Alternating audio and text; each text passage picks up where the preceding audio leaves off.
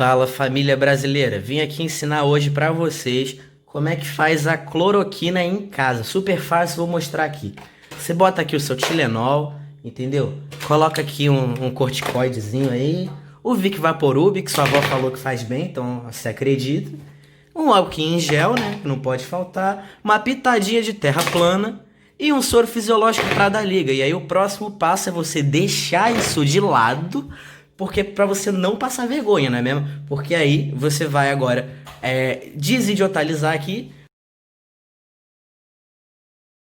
vai fazer o quê? Vai aprender biologia para não passar vergonha na internet, né? Então vamos lá comigo, vamos pro vídeo que eu vou dar uma aulinha show para vocês. Fala, gente. Então, para começar, eu vou explicar um pouco de mitose e meiose no geral e depois a gente vai resolver uma questãozinha show aí sobre esse tema. E bom, a mitose é importante para ocorrer a regeneração de organismos multicelulares e para a reprodução assexuada de organismos unicelulares. Só que antes de chegar efetivamente na mitose, é interessante explicar de forma resumida o ciclo celular. E antes da divisão celular, ocorre a intérfase, que é dividida em gap 1, quando a célula começa a aumentar de tamanho e a duplicar as organelas e são produzidas moléculas de RNA que vão atuar na síntese de proteínas. E essa é geralmente curta em tecidos que não apresentam grande renovação ou regeneração, mas nos tecidos que não se renovam, as células saem desse G1 e entram numa fase chamada G0, como vocês podem ver aí na imagem. E aí vem a síntese, que é quando ocorre a duplicação do DNA e dos centríolos do gap 2, quando a célula confere se o DNA está replicado e cresce um pouco mais. E nessa fase também se reinicia a produção de RNA. Após a intérfase já vai começar a mitose, né? E a mitose é o processo de divisão celular que ocorre com as células somáticas, no qual a célula vai se dividir e vai gerar duas células, as células filhas, que vão ser idênticas a ela. E esse processo vai ser dividido em 4 fases. Primeiro tem a prófase, e aquele DNA que foi duplicado no período da intérfase vai se condensar. E a carioteca, que é a membrana que envolve o núcleo, vai meio que se decompor em vesículas que vão ficar no citoplasma até o final da mitose. E os centríolos migram para os polos da célula e microtúbulos vão surgir entre eles, que vai dar início à formação do fuso mitótico. E nessa etapa, o nucleolo também se desintegra. E na metáfase, os cromossomos vão para o que a gente chama de plano equatorial da célula. E cada cromossomo possui duas cromátides, que se prendem ao microtúbulo por meio do cinetócoro, que é aquela região que intersecciona as cromátides. Nessa etapa, os cromossomos atingem o seu maior grau de compactação. E na anáfase, os cromossomos vão se separar, isso porque as fibras de fuso vão se encurtar e cada cromátide vai seguir em direção ao polo da célula. E aí, por fim, vem a telófase, que vai acontecer quando vai acontecer a citocinese e a célula vai efetivamente se dividir e tem a reconstrução dos envoltórios nucleares, a descondensação dos cromossomos e também a reconstrução do nucleolo. E aí na imagem mostra aquela ideia de ciclo, né? Já que depois da mitose vem a intérfase, depois que começa a mitose, por assim vai.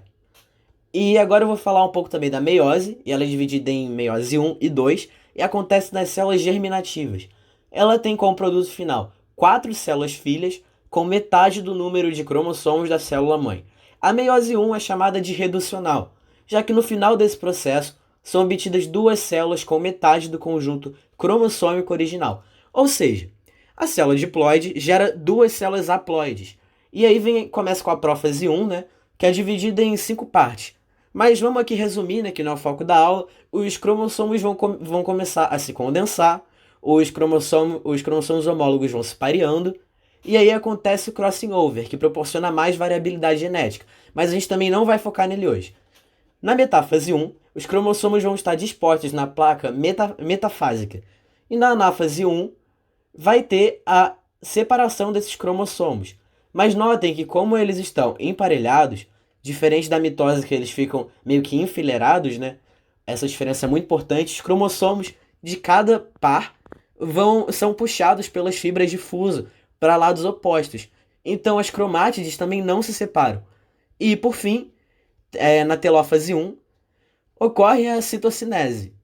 E os cromossomos começam a se descondensar, o nucleolo reaparece, e cada célula filha gerada vai apresentar um conjunto haploide completo de cromossomos. Agora vamos falar da meiose 2. Essa segunda parte da meiose é chamada de equacional. Isso porque ocorre apenas a separação das cromátides e não vai haver nenhuma duplicação do material genético.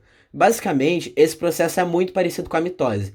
Só que a meiose 2 termina com duas células, com um número N de cromossomos para cada célula gerada na meiose 1, totalizando 4 células haploides.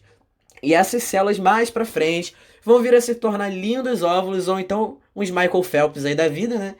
E então por isso que eles têm que conter metade da quantidade de cromossomos, para juntos eles formarem um bacuri completo, com 2N cromossomos, né? E caso dê ruim nessa matemática aí, o bichinho vai nascer todo bugado, coitado. E então agora vamos à tão esperada questão. Logo de cara, a gente vê que não se trata de uma meiose 1, porque na imagem os cromossomos que estavam enfileirados tiveram suas cromátides puxadas para polos opostos, né? E se fosse a meiose 1, cada fibra de fuso puxaria um cromossomo inteiro. E aí agora a gente vai analisar se é mitose ou meiose 2, né? E aí nessa célula a gente consegue perceber 3 cromossomos sendo separados em 6 cromátides. Só que, seguindo uma linha de raciocínio mais inclinada para a mitose, a gente vai perceber que iriam 3 cromátides para cada célula. Então, quando fosse recomeçar o ciclo, não teria como o material genético se condensar em um número 2N de cromossomos, sabendo que 3 é um número ímpar, a não ser que você passe a faca na célula, né? E com isso a gente conclui que se trata de um processo de meiose 2. Logo, N é igual a 3.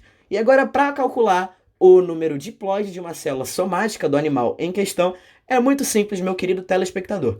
Basta multiplicar por 2 e a gente vai achar 6 como resposta. E notem também que no slide de meiose, a gente tem exatamente essa situação. E aí dá para visualizar ainda melhor. Bom, então é isso. Essa foi a nossa aulinha e resolução da questão. Eu espero que vocês tenham curtido. Falou, pessoal!